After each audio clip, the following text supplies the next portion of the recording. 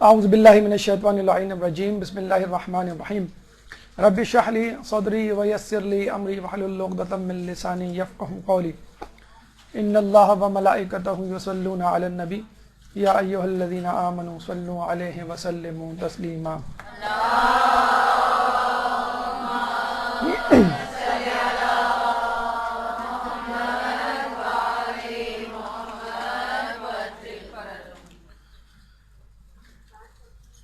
رسول اکرم صلی اللہ علیہ وآلہ وسلم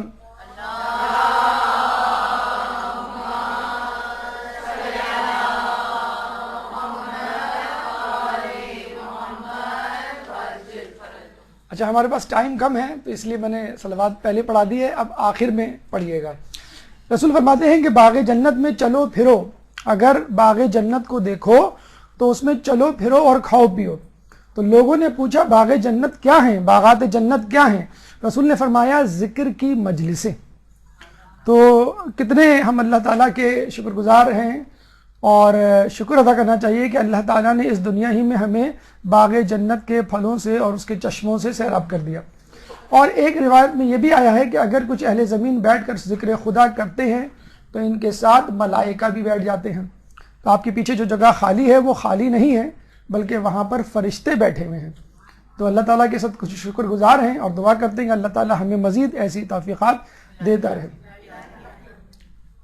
آج جس موضوع پہ ہم زبان کھولنے جا رہے ہیں اس میں زبان بندی ہوا کرتی ہے، اور جو اس موضوع پہ بولتا ہے اس کو بے حیا کہا جاتا ہے، اور وہ موضوع ہے بے حیائی اور اس کے اسباب. لیکن جیسے کہ آپ نے دیکھا ہے کہ حق و باطل کے معرکے کی جب بات ہوتی ہے تو باطل کی بھی بات ہوتی ہے، یزید جیسوں کی بھی بات ہوتی ہے، گناہوں کی بھی بات ہوتی ہے. ظاہر سی بات ہے جب تک آپ گناہ کو، بیماری کو، برائی کو، کوتاہی کو، خامی کو یا لغزش کو ڈسکس نہیں کریں گے اس وقت تک اس کا علاج سدباب یا احتیاطی تدابیر کیسے اختیار کریں گے. بے حیائی کے احوال یعنی کن کن صورتوں میں وہ موجود ہے، اسباب، اس کی وجوہات کیا ہیں، اثرات دنیاوی اور اخروی، اور اس کے بعد اس کا علاج جو سب سے زیادہ اہم ہے. پہلا مرحلہ احوال کے اعتبار سے کہ یہ برائی یعنی بے حیائی کن کن صورتوں میں کس کس طرح موجود ہے. غیر اسلامی تہوار یا اسلامی تہوار بھی، تہوار کو آڑ بنا کر بے حیائی کو جس طرح پھیلایا جا رہا ہے اور جس طرح اس کو انٹرٹینمنٹ کا نام دیا جا رہا ہے وہ آپ کے سامنے آیا ہے. ٹھیک ایک ہفتے بعد ویلنٹائن ڈے منایا جائے گا اسکول ویئرس پر، اور محبتوں کے خطوط یا ای میلز اور واٹس ایپ کے تبادلے ہوں گے. سینٹ ویلنٹائن بیچارے نے شادی کروائی تھی، محبتیں نہیں کروائی تھی.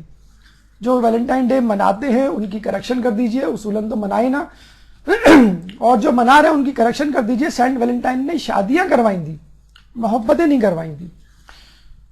ویلنٹائن ہو، بسنت ہو، ہولی ہو، دیوالی ہو، ہیلووین ڈے ہو، کرسمس ہو، نیو ایئر ہو، 14 اگست ہو، 23 مارچ ہو، یا عید، بقرعید یا کوئی بھی خوشی کا تہوار، اس کو جس طرح ایک سازش کے تحت برائی میں، بے حیائی میں تبدیل کیا جا رہا ہے وہ ازہر من الشمس ہے. لیکن پھر بھی لوگ انٹرٹینمنٹ کے نام پر اس بے حیائی کو بڑے آرام سے گلے لگا رہے ہیں.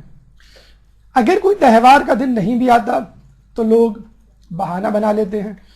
MUN ایک نئی بدعت جو اسکول کالجوں میں شروع ہوئی ہے، ماڈل یونائٹڈ نیشنز کے نام پر مختلف وفود مختلف اسکولوں سے بلائے جاتے ہیں کسی بڑے اسکول میں، اور ڈسکشن کے دوران گاہے بگاہے ہائی جیکرز کو، معاف کیجیے گا، گلوکاروں کو بلایا جاتا ہے. لیکن ان کو ہائی جیکرز کہنا چاہیے کیونکہ جہاز اغوا کرنے کے لیے ہائی جیکر گن لے کر آتا ہے، اور یہ اکیڈمک تقریبات کو ہائی جیک کرنے کے لیے گلوکار گٹار لے کے آتا ہے. تو آج کی محفل گن سے نہیں بلکہ گٹار سے یرغمال بنائی جاتی ہے.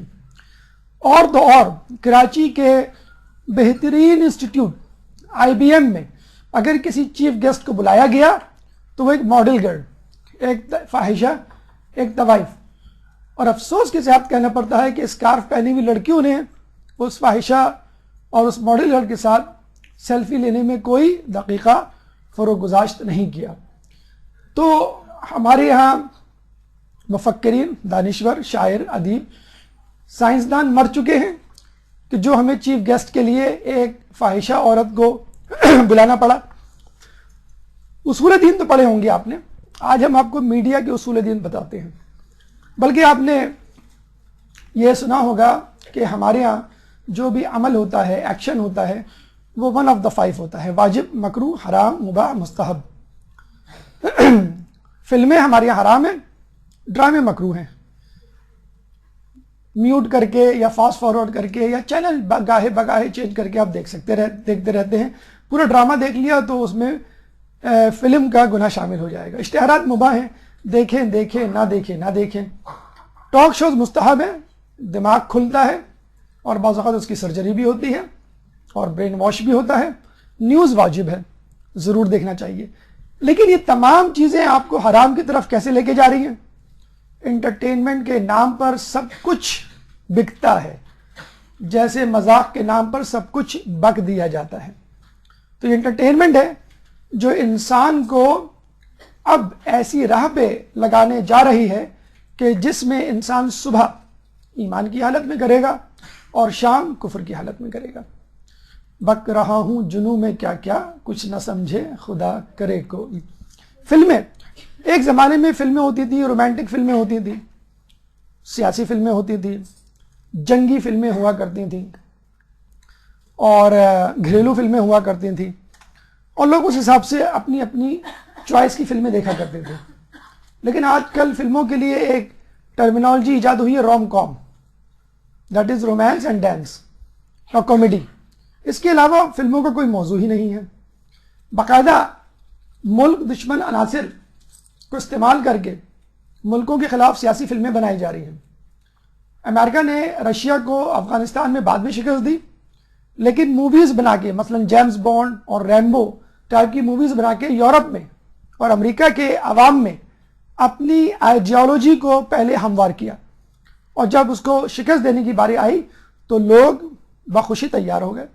اسی طرح اسلام کو ایکسٹریمزم اور ٹیررزم کا لیبل لگانے کے لیے پہلے موویز بنائی گئی، میڈیا میں اس کا پرچار کیا گیا. اب لوگ وہاں پہ تیار ہیں اسلام کو ایکسٹریمسٹ، اسلام پسندوں کا ایکسٹریمسٹ یا ٹیررسٹ کہنے کے لیے. اب وہاں کام کرنا آسان ہو گیا ہے. ڈرامے، فلموں کی تقلید میں جو رہی صحیح کسر تھی وہ ترکی ڈراموں نے پوری کر دی.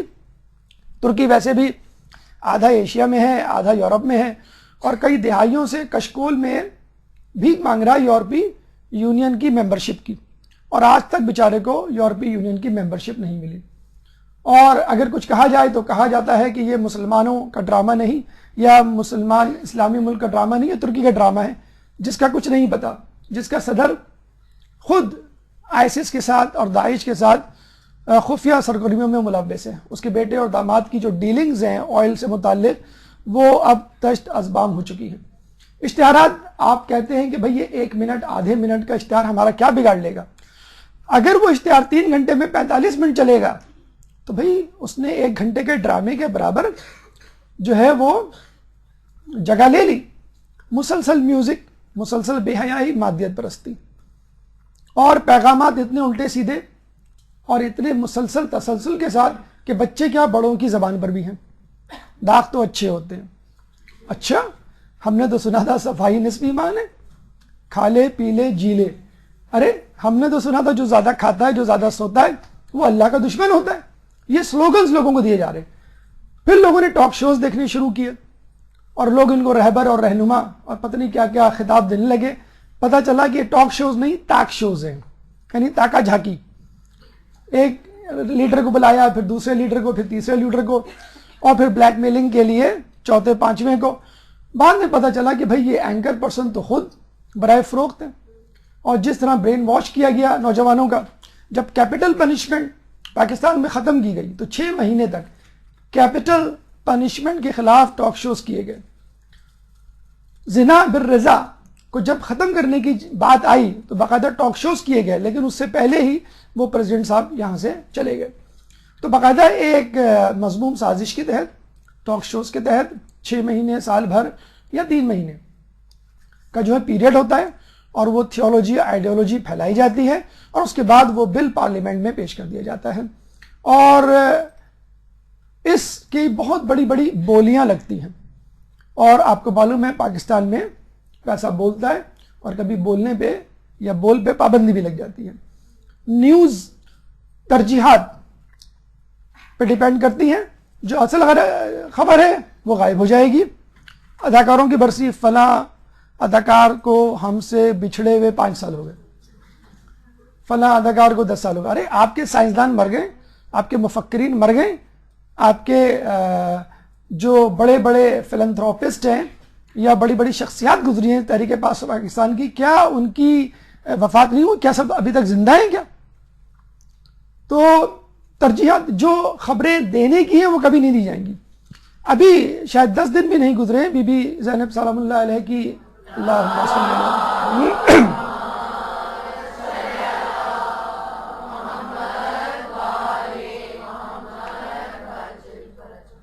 کہ روزے پہ بمباری کی گئی. ٹھیک ہے، اگر آپ کو کوئی عناد ہے تو بی بی سے ہے. کم از کم جو 50 افراد شہید ہوئے ہیں اس کے ساتھ ملحق بلڈنگ میں، کم از کم ان کو ذہن میں رکھتے ہوئے خبر دے دیتے آپ. بہرحال سینیریو تو بہت اس سے زیادہ گہرا اور وسیع ہے. اتنا کافی ہے. اسباب کی طرف چلتے ہیں اور یہ دیکھتے ہیں کہ یہ بے حیائی کے پیچھے کون سی سازش کار فرما ہے. اس کے لیے ماضی کے جھروکوں میں جھانکنا پڑے گا، مستقبل کے اندیشوں کو دیکھنا پڑے گا اور پھر حال کی تباہ کاریوں کو. ماضی کے جھروکوں میں بلعم باور کا طریقہ کار جو آج کل استعمار کی اسٹریٹجی بن چکا ہے. کون بلعم باور؟ حضرت موسیٰ علیہ السلام کا شاگرد، ذہین شاگرد، جس نے کہا کہ میں نے بہت علم حاصل کر لیا، اب میں چاہتا ہوں کہ لوگوں کو یہ علم پھیلاؤں. فلسطین کی طرف رخ کیا. وہاں کا جو بادشاہ تھا، وہاں کے جو وزراء تھے، عمرا تھے، ایلیٹ کلاس، اشراف طبقہ اس کی گرد جمع ہو گیا اور پھر وہی ہوا جو نہیں ہونا چاہیے تھا. بک گیا. اپنے ایمان کو اور اپنے علم کو مہنگے داموں اس نے فروخت کر دیا. اتنے مہنگے داموں کو جب موسیٰ علیہ السلام کو اللہ نے وحی کی کہ جاؤ فلسطین کے بادشاہ کے خلاف جہاد کرو، تو لوگ اس کے پاس آئے اور کہنے لگے کہ بلعم باور تو مستجاب الدعوات ہے، تو ہمارے لیے دعا کر. جب اس نے یہ دیکھا کہ موسیٰ علیہ السلام اور اس کے حواری، تو اس نے منع کر دیا، بھائی یہ تو پیغمبر ہیں، اللہ ان کے ساتھ ہے، میں نہیں کر سکتا ان کے خلاف دعا. دوسرے دن آئے، اس نے یہی جواب دیا. تیسرے دن لوگ اس کی بیوی کے پاس پہنچ گئے. اس کی بیوی نے پتہ نہیں کیا پٹی پڑائی کہ وہ جو ہے تیار ہو گیا. ہو سکتا ہے کوئی بہت بڑی لالچ دی گئی ہو. اپنے گدھے پہ سوار پہاڑی کی طرف رواں دواں جہاں پہ موسیٰ کی قوم موجود تھی، گدھے نے پہاڑ پہ چڑھنے سے انکار کر دیا اور پھر اللہ تعالیٰ نے اس گدھے کو قوت گویائی دی اور یہ کہا کہ تو کس کے خلاف دعا کرنے جا رہا ہے؟ پیغمبر کے خلاف. تو خود نیست و نابود ہو جائے گا.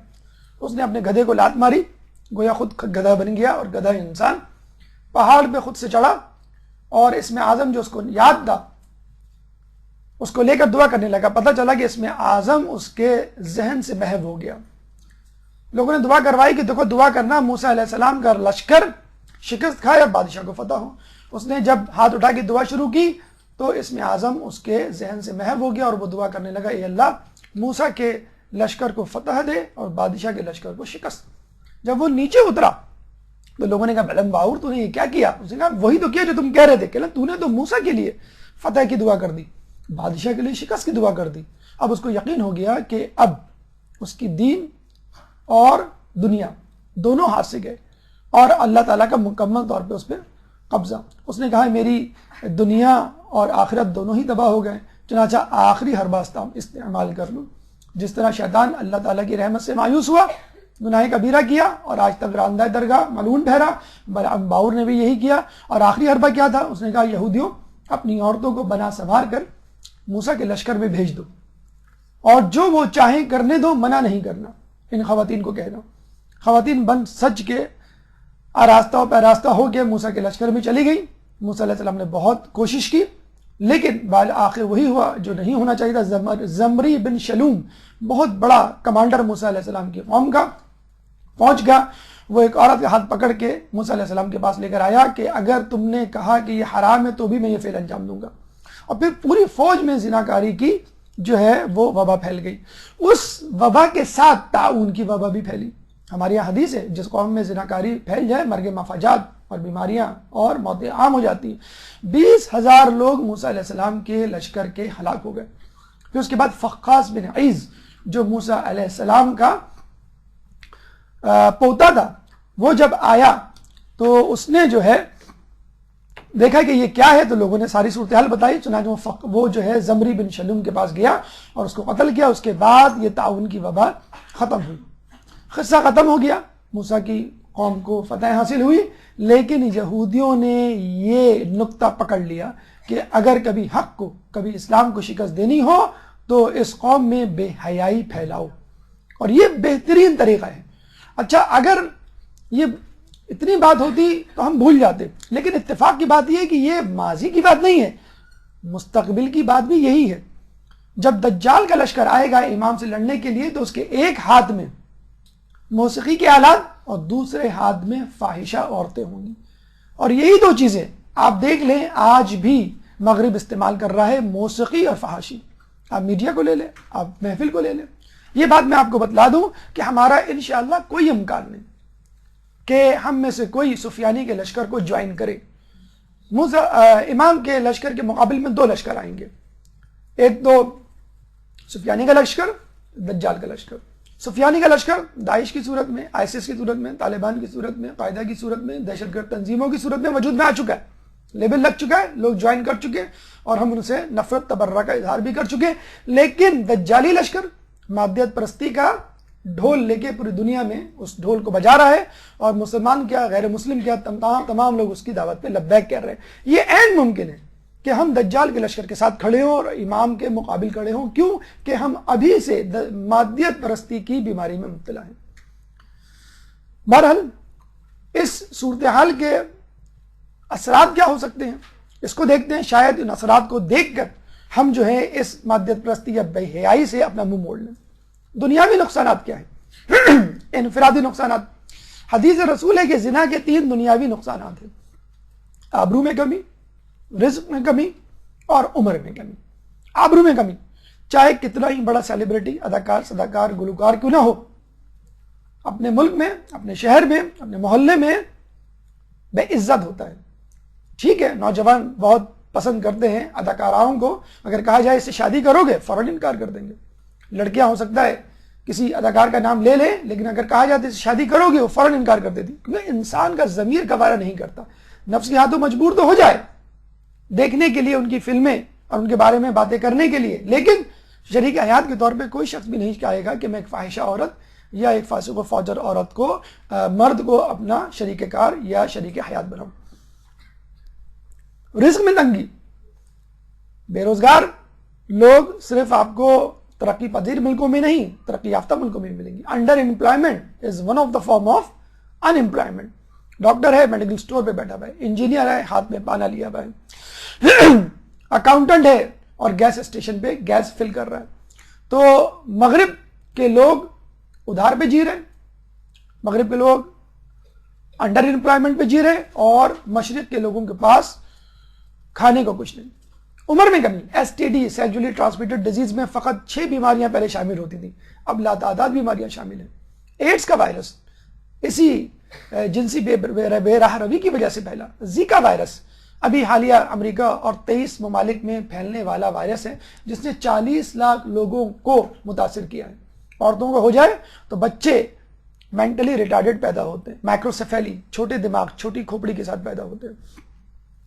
اس زیکا وائرس کے بارے میں کہا جاتا ہے، ابھی اس ہفتے کی خبر ہے کہ یہ سیکچولی ٹرانسمیٹڈ ڈیزیز ہے اور اس کی ویکسین شاید 10 سال تک دریافت نہ ہو سکے. اجتماعی نقصانات. حدیث میں ہے کہ جب میرے بعد زنا کثرت سے ہونے لگے گا تو مرگ مفاجات بھی کثرت سے ہونے لگیں گی. مرگ مفاجات یعنی اچانک موت کا ہونا. جب زنا اعلانیہ طور پہ ہونے لگے گا تو زلزلے آنے لگیں گے. اور یہ حقیقت ہے، زلزلے سے جس طرح لوگ بھاگ کر گھروں اور دفتروں سے نکلتے ہیں، اگر آذان کی آواز سن کر نکلیں تو شاید زلزلے کبھی نہ آئیں. امریکہ میں اس وقت کیلیفورنیا میں بارش ہو رہی ہے. اس وقت سردی کے موسم میں کیلیفورنیا میں کبھی بارش نہیں ہوئی، ان ایکسپیکٹڈ ویدر. کینیڈا میں سردی نہیں پڑی، ان ایکسپیکٹڈ ویدر. تو ان ایکسپیکٹڈ ویدر خود کئی اموات کو جنم لیتا ہے، اور اگر کوئی ایکسپیکٹڈ تباہ کاری ہے تو اتنی شدت کے اسکیل پر ہے کہ تمام احتیاطی تدابیر کے باوجود انسان جو ہے اس کو ٹیکل کرنے سے قاصر ہے۔ جون جولائی میں باقاعدہ شدت کے ساتھ پابندی کے ساتھ آسٹریلیا کے جنگلات میں بارشیں اگتی ہیں۔ تو یہ کیا سب کچھ مسلمان ملکوں میں نہیں ہو رہا؟ ایک زمانے میں فلسطین اور اسرائیل میں جب جنگ چھڑی ہوئی تھی، اس زمانے کی اسٹیٹسٹکس ہے کہ سعودیہ میں روڈ ٹریفک ایکسیڈنٹ سے اتنی اموات ہوا کرتی تھی جتنی فلسطین میں شہادتوں سے نہیں ہوا کرتی تھی۔ یہ کیا ہے؟ مرگ مفاجات ہے، اچانک اموات ہے، وجہ زناکاری، بے حیائی۔ اگر لوگ جی رہے تو کس طرح جی رہے؟ شادیوں میں تاخیر بہت عام سی بات ہو گئی ہے۔ لڑکے تو چھوڑ، اب لڑکیاں بھی جو ہے وہ کیریئر پلاننگ کی دوڑ میں شامل ہو گئی ہیں لڑکیاں بھی۔ اور شادیوں کا تاخیر سے ہونا جو ہے لوگوں کو کوئی برا بھی نہیں لگتا، بلکہ کہا جاتا ہے بچیوں کو پڑھاتے ہوئے، بیٹا تم کچھ بن جاؤ، اگر خدا نہ خواستہ کوئی برا وقت پڑا تمہارے پاس ڈگری تو ہوگی، جاب تو کر سکتی ہو، کسی پہ ڈیپینڈنٹ تو نہیں ہوگی۔ لطیفے بنائے جا رہے ہیں اور بحث ہو گئے، لطیفوں پہ ہنس بھی دیتے ہیں، کیا کریں، مجبوری ہے غم بھلانے کے لیے۔ ایک لطیفہ آپ بھی سن لیجئے۔ ایک 20 سال کی لڑکی کا رشتہ آیا، لڑکی نے پوچھا لڑکا کیسا ہے؟ وہی لڑکی جب 25 سال پہ پہنچی، اس کو کہا گیا کہ تمہارا رشتہ آیا، تو لڑکی نے کہا لڑکا کتنا کماتا ہے؟ اور جب اسی لڑکی سے 30 سال میں کہا گیا تمہارا رشتہ آیا ہے، تو لڑکی پوچھتی ہے کہاں ہے؟ تو یہ حالات ہو گئے اور لوگ ہنستے ہیں۔ بہرحال اسکور برابر کرنے کے لیے مردوں کا بھی ایک لطیفہ سن لیجئے۔ اب مرد یہ سمجھتے ہیں بھائی لڑکیوں کی تو شادی نہیں ہو سکتی ابو 30 ابو 35 یا جیسے، لیکن لڑکوں کی ہو جاتی ہے۔ وہ اپنے آپ کو لڑکا کہنے پہ مصر ہیں، 40 سال 45 سال 50 سال کے ہو جاتے ہیں، کہتے ہیں نہیں ہم لڑکے ہی ہیں۔ پیسوں کے بلبوتے پہ چھوٹی سی عمر کی خوبصورت سی لڑکی سے شادی کر لیتے ہیں۔ ایک صاحب نے ایسے ہی کیا، بڈھے کھوسٹ، اور لڑکی ماشاءاللہ ان کے پاس ایسی کہ ان کی بیٹی لگے۔ جا رہے تھے کسی بازار میں تو ایک شخص نے کہا زاخ کی چوچ میں انگور خدا کی قدرت، پہلوے حور میں لنگور خدا کی قدرت۔ اور وہ صاحب ان کو جو ہے وہ مارنے کو دوڑے، خوب پٹائی کی، لوگوں نے بہت بچ بچاؤ کرایا اور ان صاحب سے پوچھا بھائی آپ کیوں مار رہے ہیں؟ انہوں نے غصے میں کہا اس نے میری بیگم کو لنگور کہا ہے۔ تو اچھا جن کی شادیاں ہو گئی ہیں وہ طلاقوں کا سوچ رہے ہیں۔ پہلے شادی کے لیے استخارہ ہوتا تھا، اب طلاق کے لیے استخارہ ہو رہا ہے۔ اب تو یہ ہے کہ مولانا صاحب نکاح کا خطبہ پڑھانے کے بعد کہتے ہیں اب طلاق کے لیے کب آؤں؟ رسول اللہ کی حدیث ہے کہ مجھے اپنی قوم میں خفیہ معاشقوں کا بڑا اندیشہ ہے، بڑا ڈر ہے۔ یہ خفیہ معاشقے انٹرنیٹ پہ، اسکائپ پہ، واٹس ایپ پہ، ای میل پہ، اب گلی کوچوں میں نہیں ہوتے، اب تو بیڈ روم میں آپ یہاں بیٹھے ہیں اور دوسری شخصیت کینیڈا میں، امریکہ میں یا کراچی کے کسی کونے میں۔ طلاقوں کی کثرت، جو طلاق مطلب جو شادی کر چکے ہیں وہ ریورس گیئر لگانے کی سوچ رہے ہیں، طلاق کا سوچ رہے ہیں۔ لاوارث بچے امریکہ میں اتنے زیادہ ہو گئے ہیں کہ انہوں نے ولدیت کا خانہ ہی فارم سے نکال دیا۔ بچے کا اسکول میں ایڈمیشن ہو یا آپ کا آئیڈینٹی کارڈ بننا ہو، ولدیت کے بارے میں پوچھتے نہیں ہیں کہ آدمی شرماتے ہیں، بچوں کو پتہ ہی نہیں ہے۔ ایک شادی میں جانے کا اتفاق ہوا، لڑکے سے پوچھا بیٹا آپ کے والد صاحب کا نظر نہیں آ رہے؟ لڑکے نے کہا بڑی خلاؤں میں گھورا اور کہا ڈیفیکلٹ کوسچن۔ ہم سمجھ گئے پسند کی شادی ہے، باپ نے آنے سے انکار کر دیا۔ ایک صاحب نے کہا دیکھا آپ بہت برا کہتے ہیں باہر کے لوگوں کو، باہر کے لوگوں کے بچے بھی ان کی شادیوں میں شرکت کرتے ہیں۔ ابھی ایک فلمی جوڑے نے شادی کی امریکہ میں تو 4 بچے ان کے شریک ہوئے ان کی شادی میں۔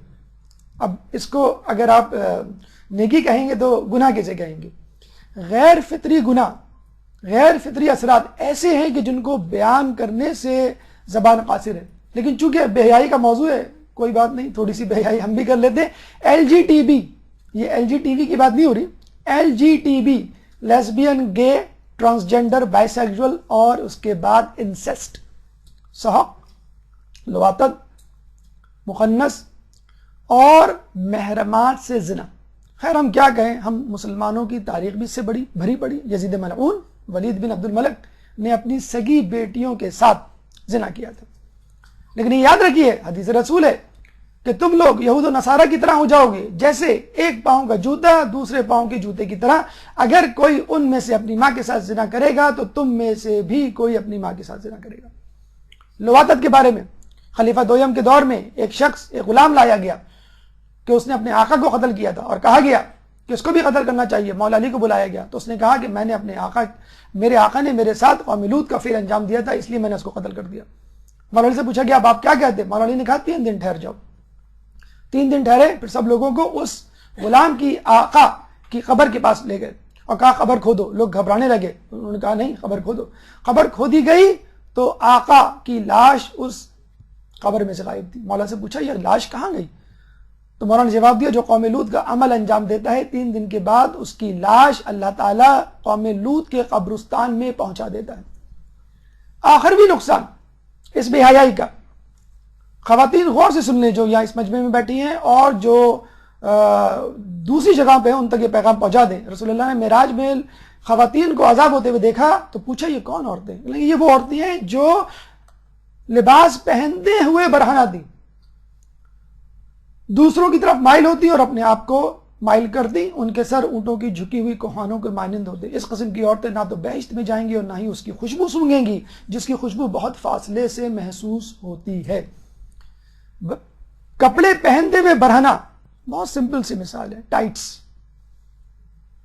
حدیث میں لفظ شلوار استعمال ہوا ہے، میزان الحکمت کی حدیث ہے، جا کے پڑھ لیجیے کہ برکت ہو ان عورتوں پہ جو شلوار پہنتی ہیں.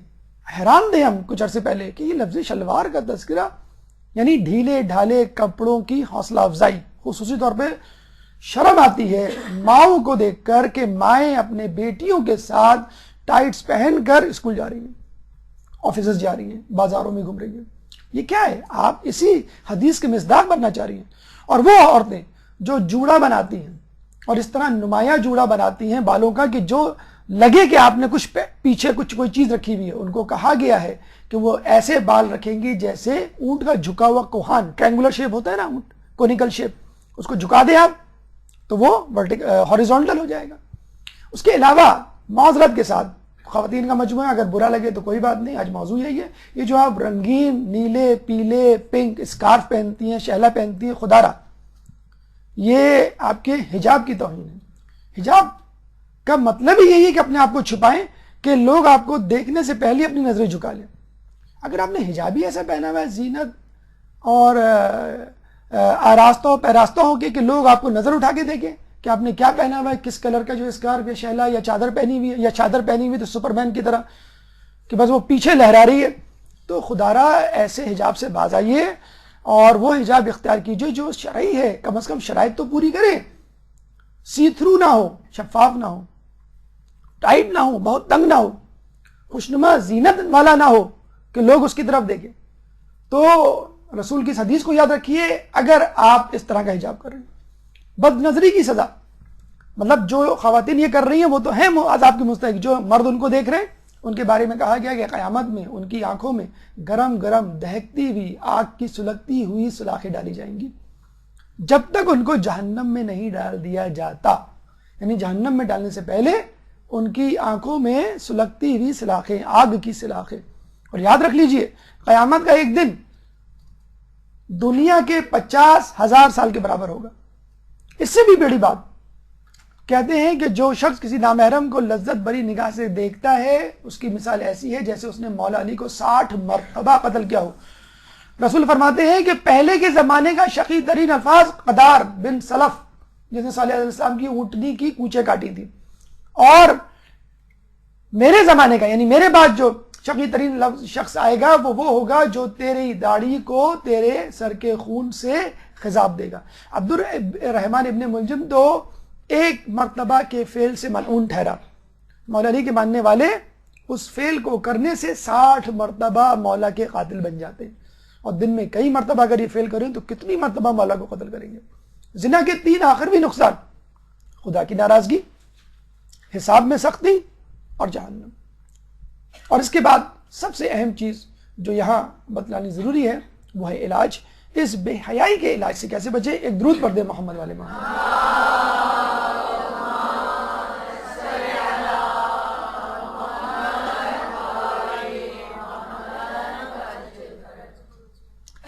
تریاق بھی ہے، ویکسین بھی ہے، وہ ہے حیا. جیسے بچوں کو ہم ویکسین لگاتے ہیں کہ آئندہ آنے والی بیماری سے بچ جائے. اپنے اندر حیا پیدا کریں. الحمدللہ حدیث کے مطابق حیا کے 10 اجزاء میں سے 9 عورتوں میں ہیں اور 1 مردوں میں. لیکن اس کے باوجود یہ کہا گیا، اس کا مطلب یہ نہیں کہ مرد جو ہے مادر پدر آزاد پھرے. مروت یا جوان مردی کا کمال یہ ہے کہ تم اپنے آپ سے بھی حیا کرو، یعنی اکیلے میں، یعنی تنہائی میں، یعنی ایسی جگہ جہاں پہ اجنبی لوگ ہوں، دیکھنے والے نہ ہوں، ان سے بھی جو ہے حیا، ان سے نہیں بلکہ اپنے آپ سے حیا کرنے ہے. اور پھر یہ کہا گیا کہ جب تمہیں حیا نہیں تو جو چاہو کرو، چاہے چھوٹا چاہے بڑا گناہ.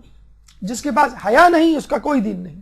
مسلمان ہو کہ کرسچن ہو چاہے ایتھیسٹ ہو، سب اگر بے شرم ہو جائیں تو ایک ہی تھالی کے چٹے بٹے.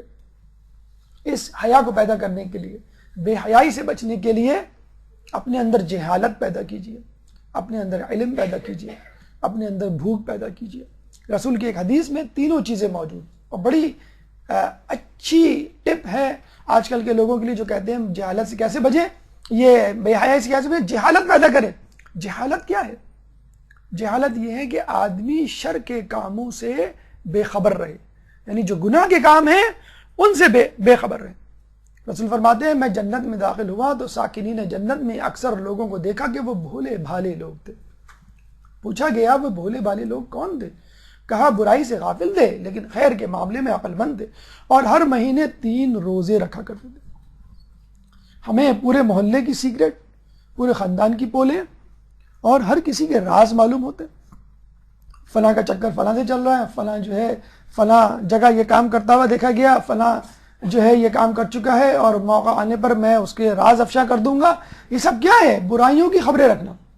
فلمیں نہیں دیکھ رہے لیکن فلم کی پوری سٹوری معلوم ہے آپ کو. گانے نہیں سنے اس کی دھن آپ کو معلوم ہے. یہ سب کیا ہے؟ کہ حرام کام نہ کرنے کے باوجود حرام کام کا تجسس. چلو دیکھ ہی لیں آج کل کیا مسئلہ ہے. اس فلم کی بڑی تعریف کر رہے ہیں لوگ، چلو تھوڑا سا دیکھ ہی لیں، اس کا ٹریلر ہی کم از کم دیکھ لیں. یہ ڈرامہ لوگ بڑے زور و شوق سے دیکھتے ہیں. مغرب سے پہلے آتا ہے، لوگ کہتے ہیں مغرب کی نماز جو ہے ہماری تاخیر سے ہوتی ہے. چلو بڑا پسندیدہ، بڑا تفریحی اور ہنسی مذاق میں مبنی ہے، چلو دیکھ ہی لیں. تو یہ جو تجسس ہے گناہوں سے متعلق اور چکھنا ہے گناہوں کو یا اس کی خبر رکھنا ہے، اس سے بہتر یہ ہے کہ نیکیوں کی خبر رکھی جائے. لوگ کہتے ہیں ہم بدھو بنے رہتے ہیں. روزانہ اسکول میں لڑکے لڑکیاں جو ہیں وہ فلموں کی باتیں کر رہے ہیں، البمز کی بات کر رہے ہیں، سنگرز کی باتیں کر رہے ہیں، ہم خاموش بیٹھے رہتے ہیں. تو بیچارہ جو ہے وہ آہستہ آہستہ ان کی باتوں میں شریک ہوتا رہتا ہے اور پھر خود بھی ان کاموں کو شروع کر دیتا ہے. تو گناہوں کی نہیں، نیکیوں کی معلومات رکھیں اور گناہوں کے معاملے میں ایسے بن جائیں جیسے کبوتر. رسول فرماتے ہیں میرے بھائی حضرت عیسیٰ نے اپنے حواریوں سے فرمایا اے میرے حواریوں شر کے معاملے میں بھولے بنے رہو ایسے جیسے کبوتر ہوتا ہے. کوے کی طرح نہیں جو جہاں دانا پانی دیکھتا ہے فوراً گر پڑتا ہے، کبوتر کی طرح جو کہ مولا علی کا پسندیدہ پرندہ تھا. مکس گیدرنگ، ایسی جگہوں پہ جانے سے پرہیز کریں جہاں مکس گیدرنگ ہے. اور مکس گیدرنگ کا مطلب فقط شادی بیاہ کی تقریبات نہیں، اسکولوں میں بھی مکس گیدرنگ ہو سکتی ہے. اور اسکولوں ہی کیا، حج عمرہ زیارت میں بھی مکس گیدرنگ ہو سکتی ہے. آج کل وہ تقدس جو پہلے ہوا کرتا تھا وہ ختم ہوتا چلا جا رہا ہے.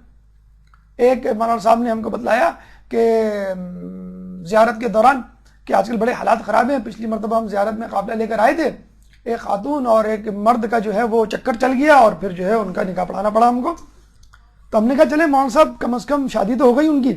چلیں کیسی بات کر رہے ہیں، ہم دونوں پہلے سے شادی شدہ تھے، یعنی دونوں نے طلاقیں لی اپنے اپنے رسپیکٹیو شریک حیات سے وہ شادی کی. اب ان دونوں کا کیا ہوا ہوگا، لوگ کہتے ہیں کہ ان دونوں کو چاہیے وہ بھی زیارت پہ جائیں. اور بہرحال تو یہ حالات ہو گئے ہیں کہ ہر چیز کا تقدس جو ہے وہ ختم ہو کے رہ گیا ہے. اس کا طریقہ یہ ہے کہ اگر آپ کو مکس گیدرنگ کا سامنا ہو بھی پڑ جائے، مثلا آپ کی فیملی میں کچھ ایسے لوگ ہیں جو جہاں پہ جانا بھی ضروری ہے اور حرام بھی ہے، تو اس طرح رہیں کہ لوگ سمجھ جائیں کہ آپ کو یہ تقریب پسند نہیں، کونے میں بیٹھے ہیں، الگ تھلگ بیٹھے ہیں، دیر سے جائیں اور جلدی آ جائیں. بالکل مثال ایسی ہے کہ آپ کہیں کہ بھائی بھوک نہیں، مرنے کی حالت میں ہم سور کا گوشت کھا سکتے ہیں لیکن اس کا باربیکیو بنا کے نہ کھائیں، اس کے جو ہے وہ فرائیڈ آئٹمز نہ تلیں. اس کے شیک ہینڈ بہت عام ہوتا جا رہا ہے، مطلب فزیکل ٹچ یا شیک ہینڈ کزنز میں بہن بھائی کہہ کر ایک دوسرے سے ہاتھ ملایا جا رہا ہے. رسول کہتے ہیں میں کسی عورت کو ہاتھ نہیں لگاتا. دیکھیے ہمارا یہ پریزیڈنٹ ہے، کتنی آرام سے سکون سے اس نے بتلا دیا کہ ہماری ثقافت کیا ہے. بیعت کا طریقہ کیا ہوتا تھا رسول اللہ کا؟ اپنا ہاتھ پانی کے برتن میں ڈال کر باہر نکال لیتے، پھر عورتیں اس میں اپنا ہاتھ ڈالتی اور نکال لیتی. آپ کا لباس خصوصی طور پہ خواتین کے حوالے سے ایسا ہونا چاہیے جو اٹریکٹیو نہ ہو. حدیث رسول ہے، قرآن کی آیت ہے سورہ اعراف آیت نمبر 26 میں، یا بنی آدم قد انزلنا علیکم لباسا یواری سوآتکم وریشا ولباس التقوی ذالک خیر. یہ اولاد آدم، ہم نے تمہارے لیے لباس نازل کیا ہے جو تمہارے جسم کے قابل صدر حصوں کو چھپاتا ہے، باعث زینت بھی ہے. اور لباس کی تمام تر تعریف کرنے کے بعد اللہ کیا کہتا ہے؟ وَلِبَاسُ التَّقْوَى ذَلِكَ خَيْرٌ. اور یہ تقوی کا لباس بہترین ہے. ایک صاحب نے کسی کراچی کے بس اسٹاپ پہ سر تاپا پوش علاقے میں ایک خاتون کو دیکھا جو حجاب میں ڈوبی ہوئی تھی. بڑا اپریشیٹ کیا انہوں نے کہ دیکھیں ان علاقوں میں بھی ماشاءاللہ ایسے حجاب والی ہیں. ایک لڑکا ان کے سامنے سے گزرا، انہوں نے فوراً شیک ہینڈ کے لیے ہاتھ بڑھا دیا. تو بعض اوقات لباس کو بھی، حجاب کو بھی جو ہے آڑ بنایا جاتا ہے. تو خدارا اگر ایسی محفلوں میں جانا ہو، اپنے لباس کی مکمل حفاظت کیجیے، مکمل طور پہ باحجاب جائیے اور لوگوں کو بھی سکھائیے، کیونکہ اصل فتنہ عورت کی طرف سے شروع ہوتا ہے. اور لباس کو جو کہا گیا ہے، تقوی کو جو کہا گیا ہے لباس التقوی ذالک خیر، کہ یہ بہترین ہے. کیوں؟ لباس کی ضرورت کیوں محسوس ہوتی ہے؟ جو آپ کو سردی گرمی کے اثر سے بچاتا ہے، جو آپ کو زینت دیتا ہے. دو کام ہیں، تقوی کے بھی یہی کام ہے، آپ کو گناہوں سے بچاتا ہے اور آپ کی شخصیت میں ایک حسن پیدا کرتا ہے. روایت میں آیا ہے کہ اپنی عورتوں کو کم لباس بنا کر گھروں سے باہر جانے سے روکو. عورت جتنے نئے لباس بنائے گی اتنا ہی زیادہ اس کو نکلنے کا شوق ہوگا، لباس دکھانے کا شوق ہوگا. اور عورت کی فطرت ہے. اللہ فرماتا ہے کنت کنز مخفی، میں چھپا ہوا خزانہ تھا، فاحببت ان اعرف، میں نے چاہا کہ میں پہچانا جاؤں. آج کل کی عورت بھی گھر سے نکلتے ہوئے کہتی ہے میں چھپی ہوئی خزانہ تھی، میں نے چاہا کہ میں پہچانی جاؤں، چنانچہ میں نے ایک لباس سلوایا لون کا یا کسی کا بھی اور میں باہر نکلی. تو عورت کے لیے نہیں حدیث ہے یہ اللہ نے اپنے لیے، یہ حدیث قدسی ہے، اللہ اپنے لیے کہہ رہا ہے میں پہچانا جاؤں، اور عورت کہتی ہے کہ میں پہچانی جاؤں. خوبصورت لگنے کی خواہش انسان کو، عورت کو کتنے بڑے نقصان سے دوچار کر دیتی ہے. بنی اسرائیل میں ایک شخص تھا زاہد، پیغمبر نے اس کو خوشخبری دی اللہ تعالیٰ نے تمہاری 3 خواہشات، 3 دعائیں پوری کرنے کا ارادہ کر لیا ہے، اب تم 3 خواہشات کر سکتے ہو، 3 دعائیں کر سکتے ہو، تینوں قبول ہوں گی. عورت نے فوراً کہا کہ تم تینوں دعائیں چھوڑو، ایک دعا میرے لیے کر دو کہ اللہ مجھے خوبصورت ترین عورت بنا دے. اس نے دعا کی اللہ میری بیوی کو سب سے خوبصورت عورت بنا دے، اور وہ سب سے خوبصورت بن گئی. اور پھر مس یونیورس سے ملنے کے لیے، ان کے دیدار کے لیے دنیا بھر سے لوگ آنے لگے اور خطوطوں کا تبادلہ ہونے لگا. شوہر کو بڑا غصہ آیا، بہت پریشان ہوا. اس نے کہا بیوی میرے پاس 2 دعائیں باقی ہیں، کوئی بات نہیں، یہ میری عزت کا معاملہ ہے. اس نے کہا یا اللہ اس کو بدصورت بنا دے. اب وہ عورت جس میں لوگ ریجھتے تھے وہ ریچھنی بن گئی. ریچھ کہ جو مؤنث ہوتی ہے، ریچھنی آپ دیکھ لیں آپ کیسی ہوتی ہوگی روشنی، تصور کریں آپ ذہن میں. اب جو ہے لوگ تو چھٹ گئے لیکن خود گھر والے پریشان ہو گئے. ابا ہمیں نیند نہیں آتی اماں کو دیکھ کے کہ کیا کریں. تو اس نے کہا کہ کچھ تو کرو، کم از کم اس کو پہلی اس والی صورت میں لاؤ. تو اس نے تیسری دعا کی اللہ اس کو اپنی سابقہ صورت میں واپس لا دے. تینوں دعائیں، کھایا پیا کچھ نہیں، گلاس توڑا 12 نے. گفتگو، اگر اس قسم کی گیدرنگ ہو تو گفتگو اس طرح کی ہو کہ آپ کی آواز میں کوئی لچک نہ ہو. ویسے تو کہا جاتا ہے کہ فحش گفتگو کے بارے میں بدترین انسان وہ ہے جس کی بد اخلاقی اور فحش کلامی کے خوف سے لوگ اسے چھوڑ دیں. اب لوگ کہتے ہیں چلو ٹھیک ہے، ابھی آپ نے ڈاکٹر عابد کا لیکچر سنا کہ سلام کرنا کیوں نامحرم کو منع کیا گیا ہے، یہ فتنہ فساد سے. سائیکالوجیکل اسٹڈی ہے کہ عورت وربلی اورینٹڈ ہوتی ہے اور مرد ویژولی اورینٹڈ. اور یہ حدیث میں پہلے سے موجود ہے، عورت کی خوبصورتی اس کے چہرے میں ہے اور مرد کی خوبصورتی اس کی زبان میں ہے. آپ نے ہمیشہ یہ سنا ہوگا کہ تم نے اس میں کیا دیکھا اس عورت میں کہ دیکھتے ہی پھسل گئے. اور عورت کو کیا کہا جاتا ہے کہ تم نے اس مرد میں کیا دیکھا کہ اس کی چکنی چپڑی باتوں میں آ گئی. عورت کو کبھی نہیں کہا جاتا تم اس کو دیکھ کے پھسل گئی، اور مرد کو کبھی نہیں کہا جاتا کہ اس نے تم کو بیوقوف بنا لیا. یہ مرد ہے جو باتوں سے بیوقوف بنا لیتا ہے، اور یہ عورت ہے جو اپنے حسن سے گھائل کر دیتی ہے. یہ آج کی سائیکالوجیکل اسٹڈیز کی ریسرچ ہے کہ مین آر ویژولی اورینٹڈ وہ دیکھ کے پاگل ہو جاتا ہے، عورت سن کر. Women are verbally oriented. اسی لیے جب سے یہ چیٹنگ کا دور شروع ہوا ہے، اسکائپ شروع ہوا ہے، انٹرنیٹ شروع ہوا ہے، فون کالز، ای میل شروع ہوئی ہیں، عورتیں بھی اب شانہ بشانہ مردوں کے ساتھ اس گناہ میں شریک ہو گئی ہیں، کیونکہ وہ وربلی اورینٹڈ ہے. لوگ کہتے ہیں بھائی آپ ایسی باتیں کر رہے ہیں، اس سے بہتر تو یہ ہے کہ آدمی بیڈ روم میں دروازہ بند کر کے بیٹھ جائے، اس میں اور بڑا فتنہ ہے. پہلے لوگ کہتے تھے والدین فلاں پارک میں مت جانا، فلاں دکان میں مت جانا، فلاں نکڑ پہ نہیں کھڑے ہونا، فلاں گلی میں نہیں جانا. اب کیا کہتے ہیں؟ دیکھو دروازے بند کر کے نہیں بیٹھنا، دروازہ کھلا رکھنا. پتنی بچہ کیا کر رہا ہے اندر، پتنی بچی کیا کر رہی ہے اندر، کھڑکی دروازے بند ہیں. تو تنہائی اور جسے کہتے ہیں کہ بہت بڑا فتنہ بن گئی ہے. شیطان نے ایک دفعہ نوح علیہ السلام کو آگے شکریہ ادا کیا اور کہا کہ جتنے میرے فالوورز تھے وہ تو طوفان میں غرق ہو گئے، اور جتنے آپ کے پارٹنرز تھے حواری وہ بچ گئے.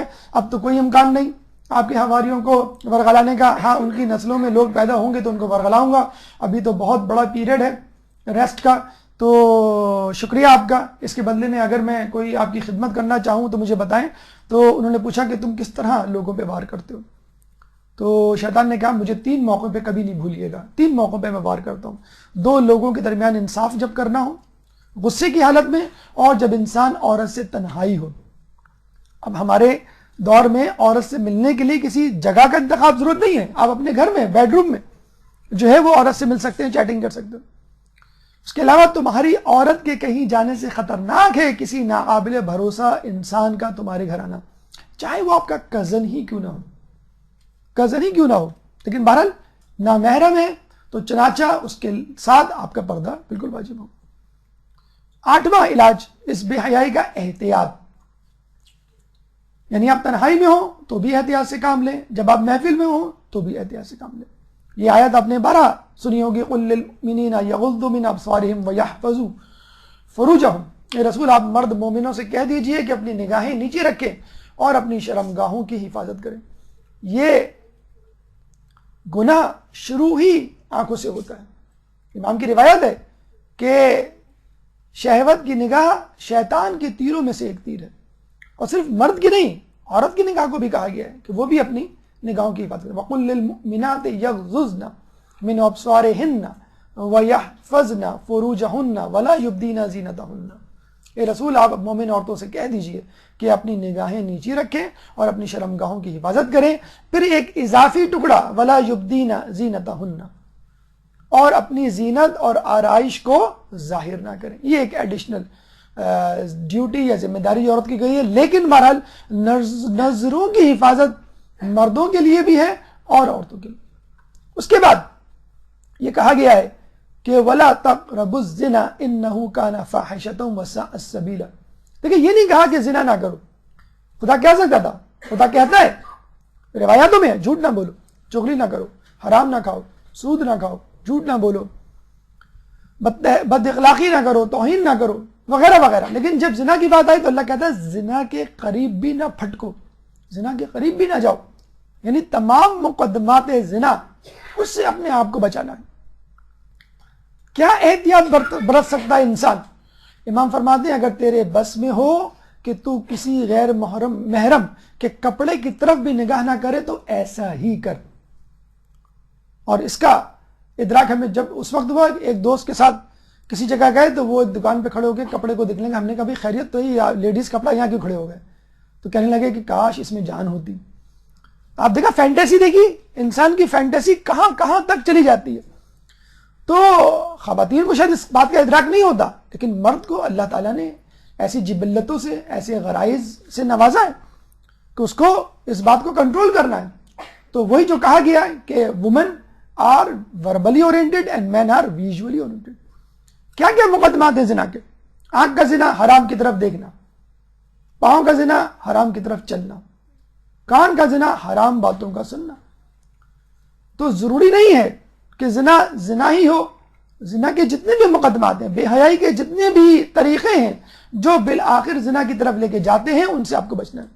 کیا مقدمات ہیں؟ ڈرامے، فلمیں، اشتہارات، کوئی چیز نہیں بچی جس کے بارے میں آپ کہیں کہ اس کو دیکھ کے مجھے کچھ نہیں ہوتا. کوئی اشتہار مجھے بتلا دیں ٹی وی پہ جو آتا ہو جس میں حرام نہ شامل ہو، کوئی ڈرامہ بتلا دیجیے جس میں حرام نہ شامل ہو، کوئی ٹاک شو بے حیائی نہیں تو کم از کم جھوٹ، تہمت، توہین، اور نیوز بھی آپ نے دیکھا ہے کہ پروپیگنڈا، افواہ اور جھوٹ پر مشتمل ہوتی ہے.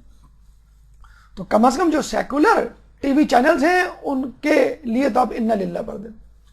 الغنا رقیۃ الزنا، گانا زنا کا پیش خیمہ ہے. اول تو گانا ایسا ملتا ہی نہیں کہ جس میں عشقیہ اشعار نہ ہوں. اگر عشقیہ اشعار نہ بھی ہوں تو بھی الٹیمیٹلی وہ زنا ہی کی طرف لے کے جاتا ہے. بہرحال اس بے حیائی کا جو الٹیمیٹ سلوشن ہے، بہترین سلوشن ہے، وہ ہے نکاح. جو افسوس کے ساتھ کہنا پڑتا ہے کہ آج کل اس کو اتنا ڈیلے کیا جاتا ہے جیسے ابھی ہم نے بتایا 20 25 30 سال کے لطیفے سے، کہ لوگ جو ہیں وہ پھر یہ نہیں دیکھتے کہ لڑکا کیسا ہے، یا وہ نہیں دیکھتے کہ لڑکی کیسی ہے. اس میں جو اسلامی شرعی اصولوں کے مطابق جو خصوصیات ہونی چاہیے، نکاح کے لیے کہا جاتا ہے عورت ایک ایسا بچھو ہے جس کے ڈسنے میں بھی مزہ ہے.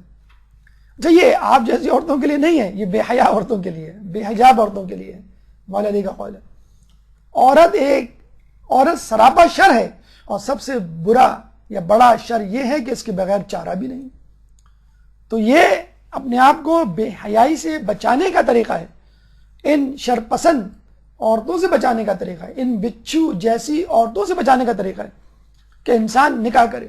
جسے کہتے ہیں نا کہ انسان کی کامیابی کے پیچھے ایک عورت کا ہاتھ ضرور ہوتا ہے، اور ناکامی کے پیچھے بہت سی. اچھا، لوگ یہ کہتے ہیں کہ پیسے نہیں ہیں، اسٹیبلش نہیں ہیں، پاؤں پہ کھڑے نہیں ہوئے ہیں.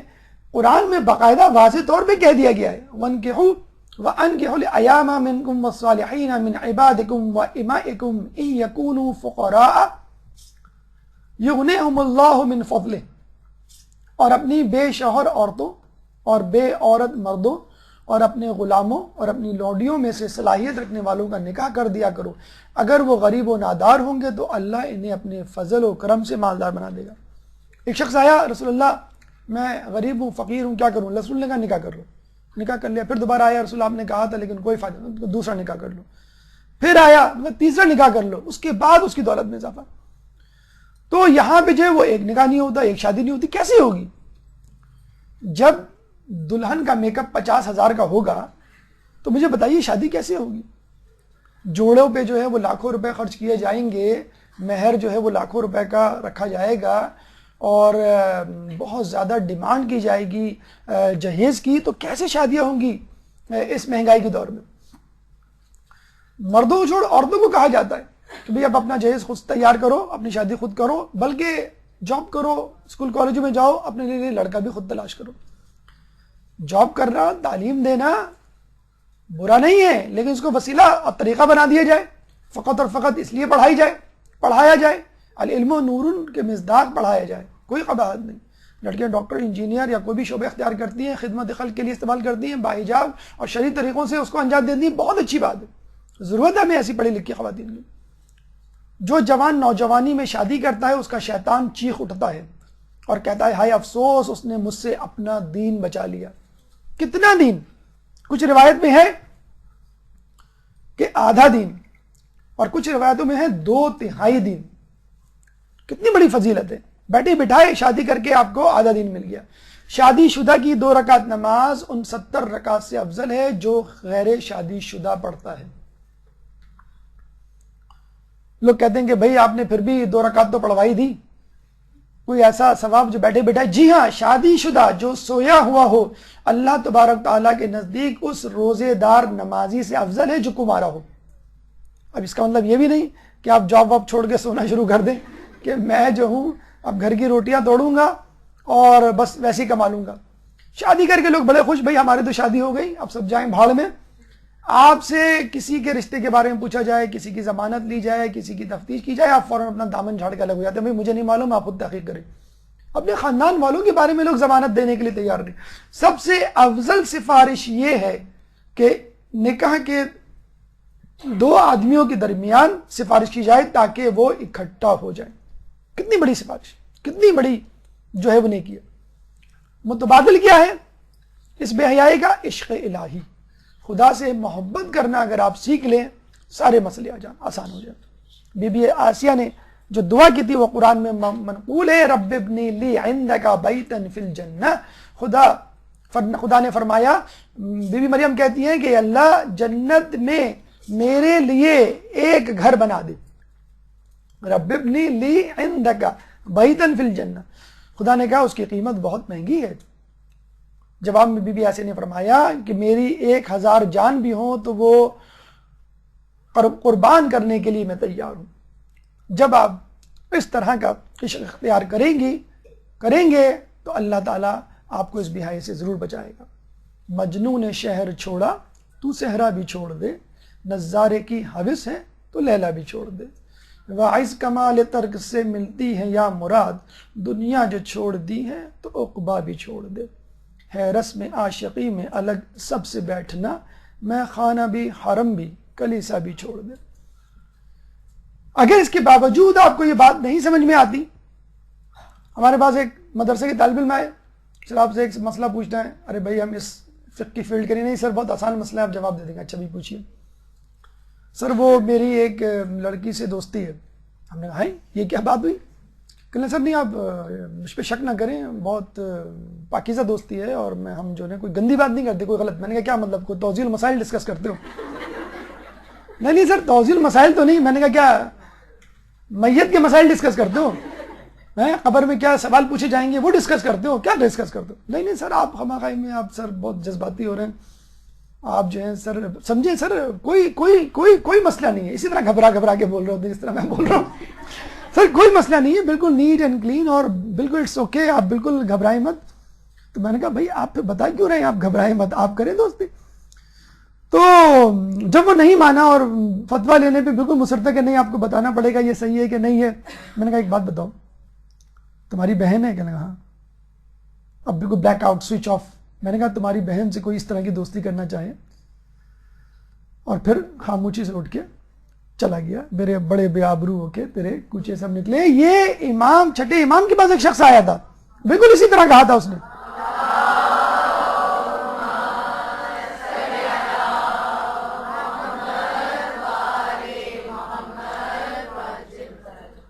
چھٹے امام سے پوچھا تھا، امام میں فلاں عورت سے غلط کام کرنا چاہتا ہوں. امام نے کہا کیا تو چاہتا ہے کہ تیری گھر والی سے بھی وہ کوئی شخص یہ کام کرنا چاہے؟ خاموش ہو گئی. ہم بچپن سے ایک جملہ سنتے آئے تھے، کیا تمہاری ماں بہنیں نہیں ہیں؟ لوگوں کی زبانی، ہم نے خود نہیں سنا. تو کیا تمہاری ماں، یہ امام کی روایت سے جس سے یہ ضرور المثل بن گئی ہے.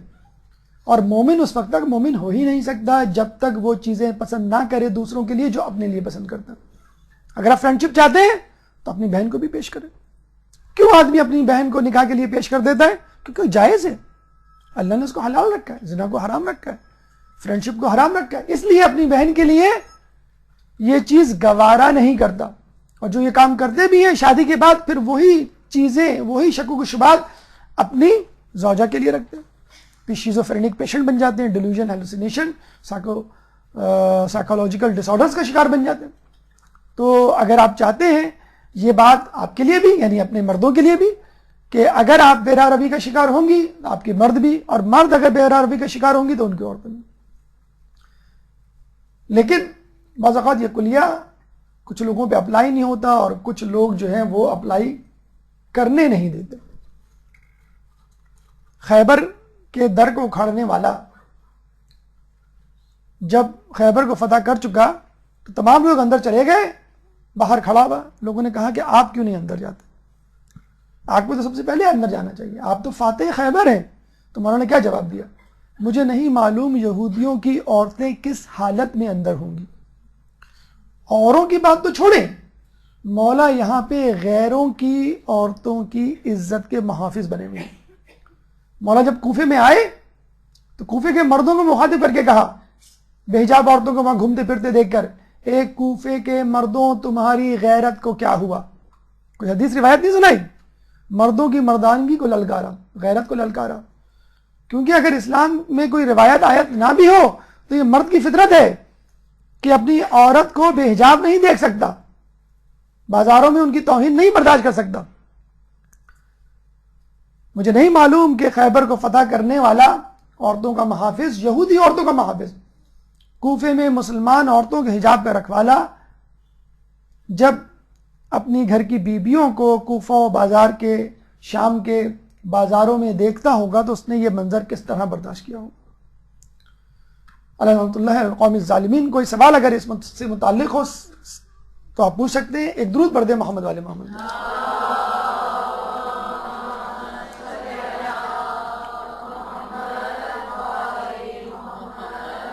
برحمتك يا أرحم الراحمين وصلى الله على محمد وآله